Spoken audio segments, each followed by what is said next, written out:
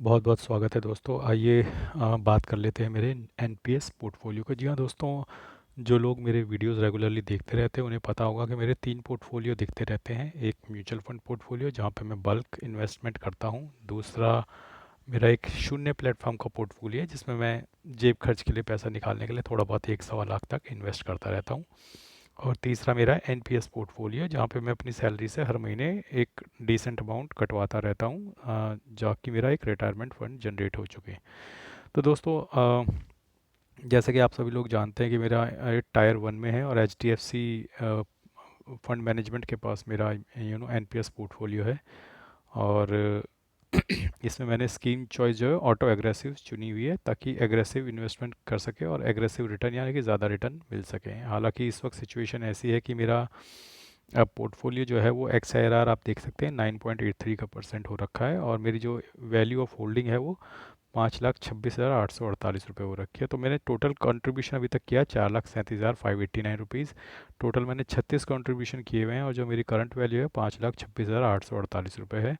और जो मेरा नॉशनल गेन है वो 89,259 रुपीज़ है। ये घट गया है, ये लगभग 1 लाख रुपए के आसपास था, 1,05,000 तक था। थोड़ा 15-16 हज़ार का इसमें डाउनफॉल आया है, जो बड़ा स्वाभाविक भी है क्योंकि एनपीएस जो है वो सेफ एवेन्यूज़ में इन्वेस्ट करता है। हालांकि मैंने एग्रेसिव चॉइस सिलेक्ट किया हुआ है तो एग्रेसिव में भी वो निफ्टी 50 के फंड्स में ही इन्वेस्ट करेगा, लेकिन निफ्टी 50 में भी 10% का करेक्शन आ गया है तो मेरी पोर्टफोलियो भी लगभग 10% के आसपास गिर गया है हाई से। लेकिन क्योंकि ये एनपीएस का जो मेरा पोर्टफोलियो है ये लगभग पिछले 4 साल से चल रहा है तो इसमें मेरा प्रॉफिट वाइप आउट नहीं होगा जैसा मेरा म्यूचुअल फंड में वाइप आउट हो गया, क्योंकि म्यूचुअल फंड पोर्टफोलियो तो मेरा इसी साल शुरू हुआ है मार्च में। तो उसमें प्रॉफिट वाइप आउट हो गया, लेकिन इसमें वाइप आउट नहीं हो सकता क्योंकि ये 4 साल पुराना मेरा पोर्टफोलियो है। जब मैंने 4 साल पहले इसकी एनएवी खरीदनी शुरू करी होंगी इस पोर्टफोलियो में एच डी एफ सी के, तो वो बहुत सस्ते और बहुत नीचे के दाम पे होंगी। आज से तो लगभग आधे से भी कम पे होंगी। तो उस इस पोर्टफोलियो का नेगेटिव में जाने का चांस ही नहीं है क्योंकि ये पुराना पोर्टफोलियो है।